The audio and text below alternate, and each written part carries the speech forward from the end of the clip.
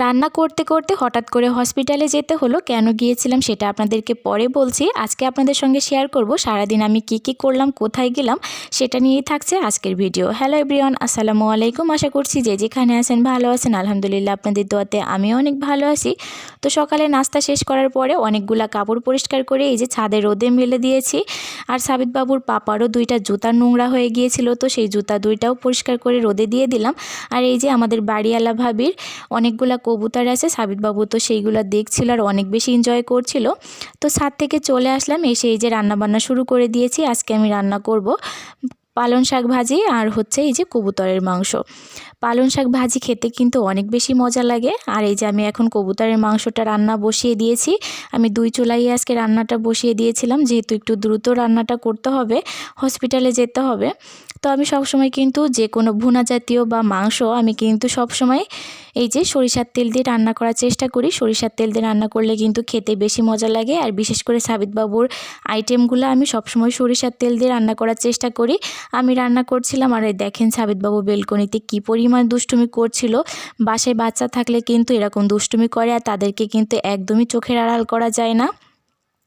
তো কবুতরের মাংসটা আমি একটু ভালো করে কষিয়ে নিচ্ছিলাম, যেহেতু রান্না করতে বেশি সময় লাগে না, সেই জন্য আমি আগে একটু ভালো করে কষিয়ে নিই।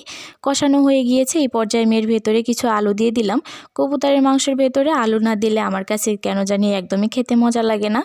তো যাই হোক, আমি এই যে একটু সময় নিয়ে ভালো করে কষিয়ে নিব। কবুতরের মাংসে কিন্তু একটা বাজে স্মেল থাকে, ওই গন্ধটার কারণে অনেকে কবুতরের মাংস খেতে একদমই পছন্দ করে না।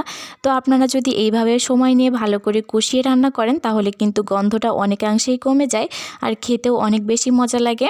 তো আমার কবুতরের মাংসটা কষানো হয়ে গিয়েছে, এখন আমি এর ভেতরে পরিমাণ মতো ঝোলের পানিটা দিয়ে দিয়েছি।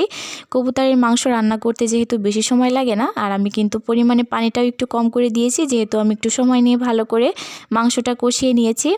আমি এই যে ঢাকনাটা দিয়ে দিলাম, দেখতেই পাচ্ছেন ঝোলটা কিন্তু অনেকটাই কমে গিয়েছে। এই পর্যায়ে আমি এর ভেতরে একটু ভাজা গরম মশলার গুঁড়া দিয়ে দিয়েছি। এখন আমি ভালো করে নেড়েচেড়ে মিশিয়ে নিব। আপনারা আপনাদের পরিমাণ মতো ঝোলটা কমিয়ে অথবা বাড়িয়েও নিতে পারেন। আমি আমার পরিমাণ মতো ঝোলটা রেখেছি।